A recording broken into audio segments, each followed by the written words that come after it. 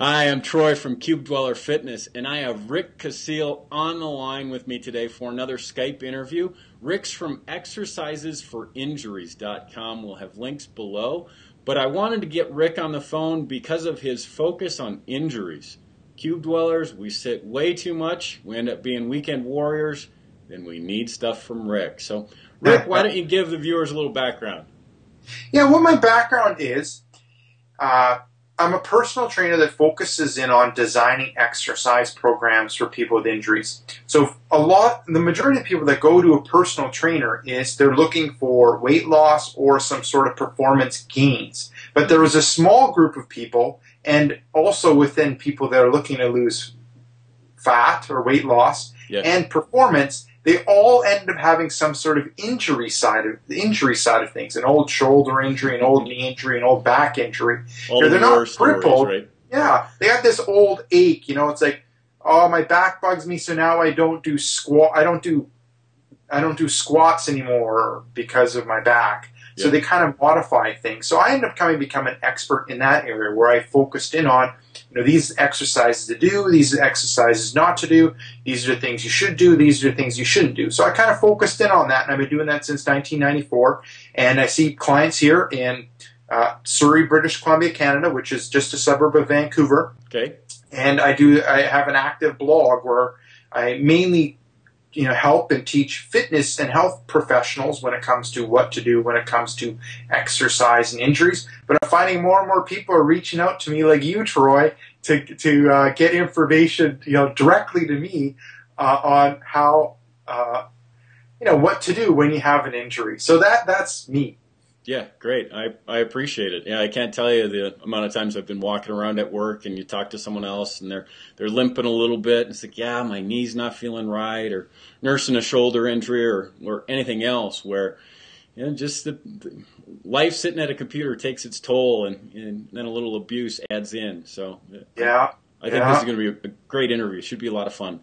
One of the things that when we first started looking for people to interview, it is fall. And so I'm anxious for snow to show up on the mountains so I can get out snowboarding.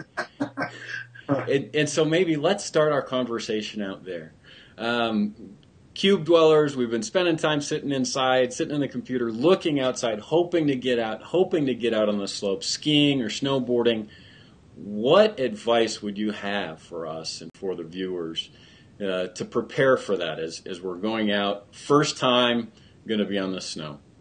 Okay. The things that I would end up recommending, looking at, if you sit a lot, you're going to have a tight mid-back. Yep. So you're going to have poor thoracic mobility, thoracic movement.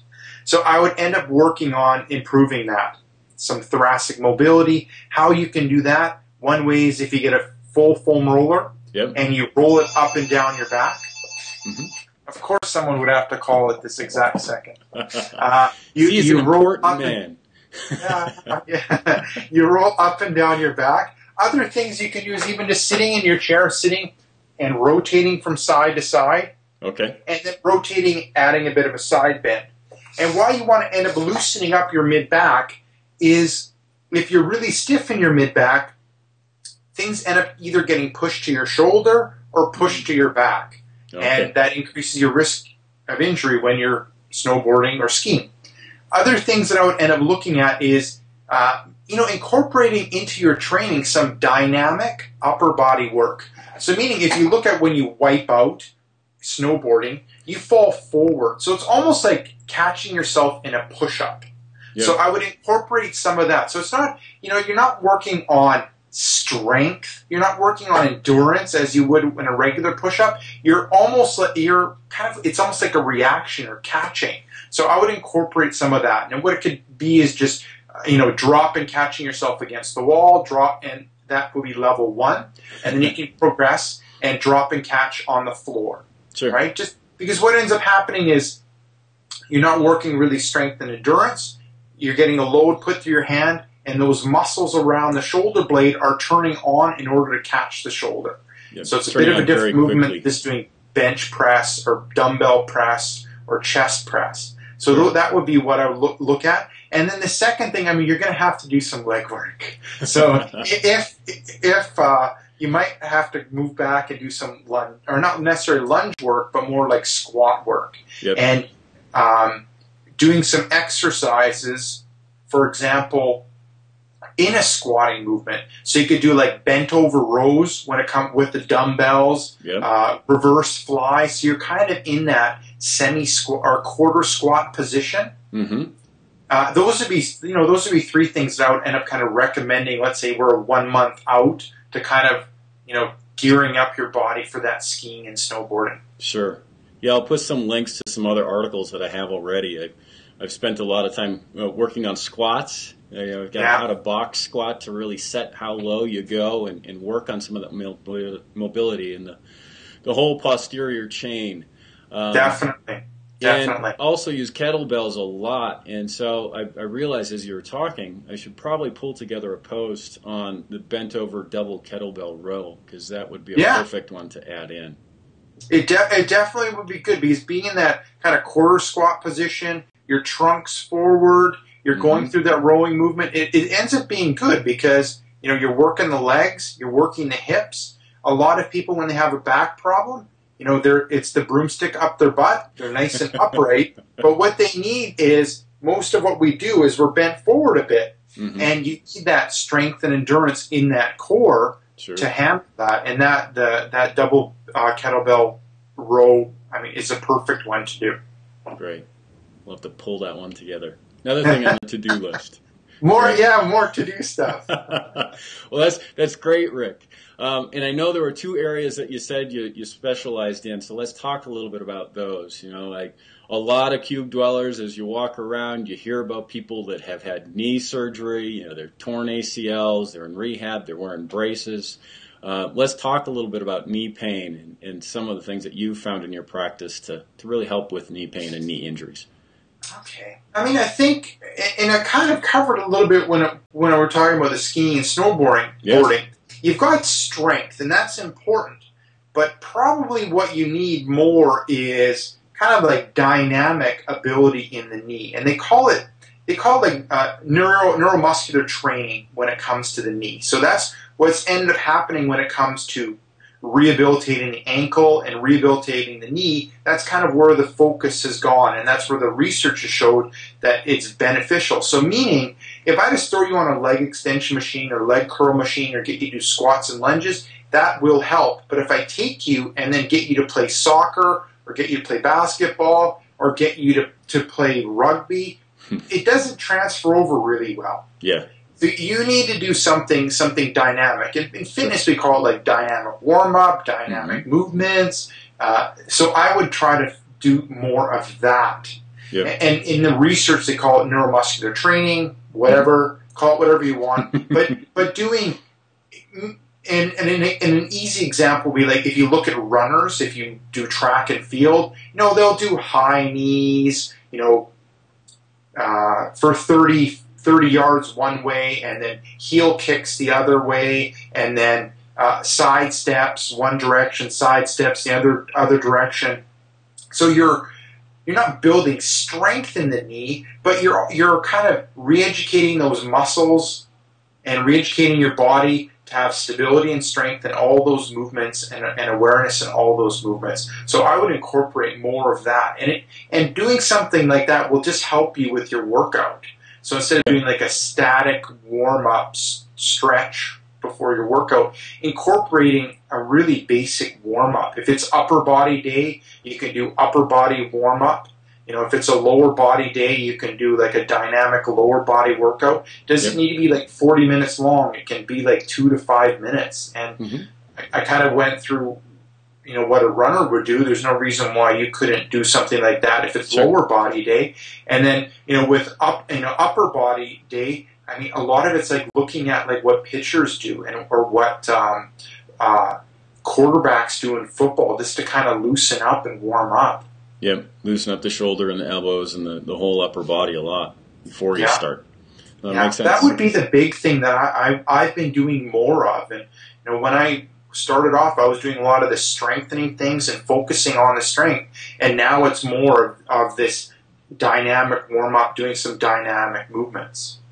And one of the things I heard you say about that is it is dynamic, so it's not the static stretches and it's not just one movement. But as I heard you talk about, the example you gave of a runner, it's really looking at ways to move the knee in all the different directions. Well, our bodies really in all the different directions. So our limbs and our knees and all our joints are getting used to that. Is that really the key? That's really the key, and preparing it in all three planes of movement. Sure. And that's something that I end up preaching in my courses a lot, really trying, if you look in the gym, and a lot of the fitness stuff we do, it's all one plane of movement. It's all sagittal plane, forward and back. But the body works in all three planes of movement. So, high knees forward, heel kicks forward, sidestepping, backwards walking, kind of a couple steps plant and pushing off at 90 degree angle.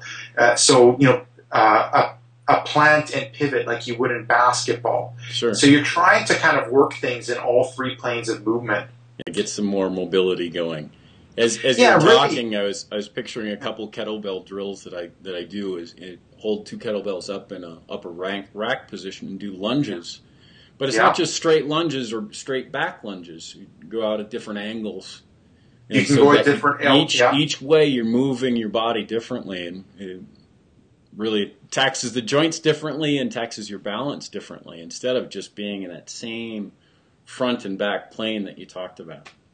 I mean, definitely. With the lunges, it's good. You can do that kind of a star lunge where you go like 12 o'clock, 6 o'clock, and then like 3 o'clock and 9 o'clock. And then when you're going to the other ones, you're not wanting too much twisting in the knee, right? So but I mean, it's kind of important to kind of go at that angle. Like an 11 o'clock or 1 o'clock is good because it's a little bit of pivoting happening in the foot, a little bit of movement in the knee, but you're not looking at twisting it too much. Yeah, you don't exaggerate anything.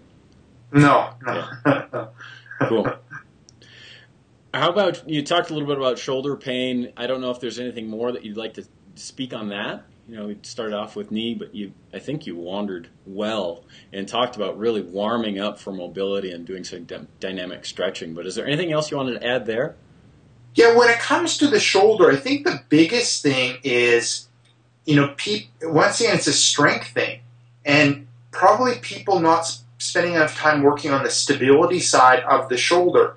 So it's all those scapular muscles. Mm-hmm. So in an easy way of thinking about it, I mean, how I explain it is the shoulder is like a beautiful symphony going on. And you end up having all the superficial muscles, so everything you can see working.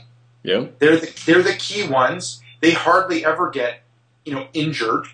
Then you've got the rotator cuff, which is down there holding things together, while you're moving your shoulder. And then you have those scapular muscles that are moving that shoulder blade and doing their best to keep that rotator cuff in an ideal length so it can do its job. Sure. What ends up often happening is those scapular muscles, they'll lack the activation, which is them turning on. They'll lack endurance, so meaning 1 rep versus 20 reps, and they'll lack the strength, ability to move 5 pounds, ability to move 50 pounds. So they'll lack one of those. So they'll end up not doing their job, and what ends up happening is more load gets put onto the rotator cuff. And it'll work hard and it'll pick up the slack, but eventually it'll just give way. Yeah. So the simple solution is to spend some time working on those scapular muscles. And it's a little bit more than just rows, reverse flies. Yeah. It's a little bit more than that. So, I mean, probably the most basic ones are doing I's, Y's, and T's exercises. Mm-hmm. And these can almost be put into your dynamic warm-up or even in your cool-down where you're kind of focusing in on those mid-traps, lower traps, working on turning off the upper traps or decreasing how much they're kicking in. Push-up movements are good. And adding up push-up plus. So you do a regular push-up where you come up to 90, but then you go a little bit further you protract or move those shoulder blades around your mid-back to kind of work on those serratus anterior muscles. So I would say spend a little bit of time working on those scapular muscles. And then when looking at your technique, it's difficult doing bench movements where you're doing dumbbell press or a flat bench where your scapulars are pressed into the bench. Yep. But if you're doing upper body work, really trying to, before you do the row movement, just to kind of activate those muscles around the shoulder blade. Mm-hmm. You don't need to go crazy with it. It's not as hard as you can, because they just turn on about 10% to stabilize. Yep. To stabilize the whole area. Yeah. Yeah. But, just to try to be aware of it. And then what will end up happening is that that motor pattern will be developed and it'll become automatic. So that ends up being the really big key, I find. Working on those scapular muscles. And then the second thing would be to work on things that are tight. And it's like front of the chest, pec minor, pec major ends up being tight. So, self-massage this area with a ball, stretching out this area, and then working on those scapular areas. And so if you end up having like achy pain in your shoulder here, it's a good chance, rotator cuff, loosening up this, working on those scapular muscles will decrease how much stress is on that rotator cuff and make it happy. That's great. Yeah.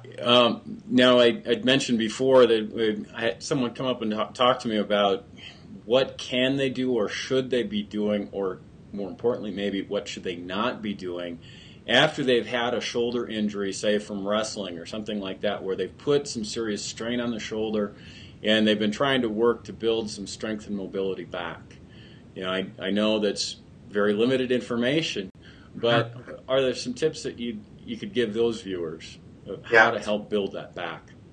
Yeah, we end up going back to those scapular muscles. So I would really work hard on those scapular muscles. They end up stabilizing things. Okay. And then you end up looking at what direction the injury kind of happened. Was it a pull? Was it hit back? Was it a pull forward? Okay. And those kind of movements you're going to be cautious of. So let's say it was a pull forward. Anything that pulls the arm forward, you're going to be cautious of. But what you're really going to have to work on is those scapular muscles to kind of prevent that pulling. Yep. So if those scapular muscles are good and strong, they're going to stabilize things. So you're not going to get that replication of that injury. Sure. So with me, I would go back and I would hammer mid traps, lower traps, serratus anterior, and then I would work on the self-massage when it comes to pec minor, pec major, and then also looking at, a lot of times people will end up being really tight and need like a ball roll in that scapula area to loosen things up. So that's where I would end up going. Because wrestling, you kind of get put into a funny position and things get pushed out of alignment. Yep. And a lot of what ends up happening is it ends up being unstable. So the passive structures, like the ligaments, have been stretched out. So now there's more reliance on the active structures, which are the muscles, to stabilize things. So you need to put a little bit more emphasis on them. And it starts off with those scapular muscles. Yeah. Back to the same things again. Yeah. That's good. Yeah. Well, Rick, I think that helps a lot. And now, any other tips that as we finish up the interview? I know we said we were going to have some things, so when people subscribe to the newsletter, they'll get some free resources for you, both on knee and shoulder pain. And we'll put some links below for them to come to your site. Is there anything else that you'd like to leave viewers where they can go and start digging for more information? You can always swing by my blog, exercisesforinjuries.com. I've got tons of articles and videos when it comes to injuries and focusing on exercises for injuries. Yep. And other tips, I think I kind of covered it. We talked about the snowboarding things and what to do there. If you're, a frequent cube dweller, on what to do to prepare for snowboarding. We kind of talked about knees, incorporating that kind of that dynamic warm-up or some dynamic movement as opposed to the static and not moving anywhere, or just doing a dynamic lunge, a little bit more than that. Yeah. And then we kind of talked about the shoulder. I think we kind of covered it. I think so too. I want to thank you again for taking time today, Rick. And like I said, check out the links below. If you like the video, click like on YouTube. And do follow the links and let me know if you have questions. We'll make sure we get those answered. So thanks for tuning in.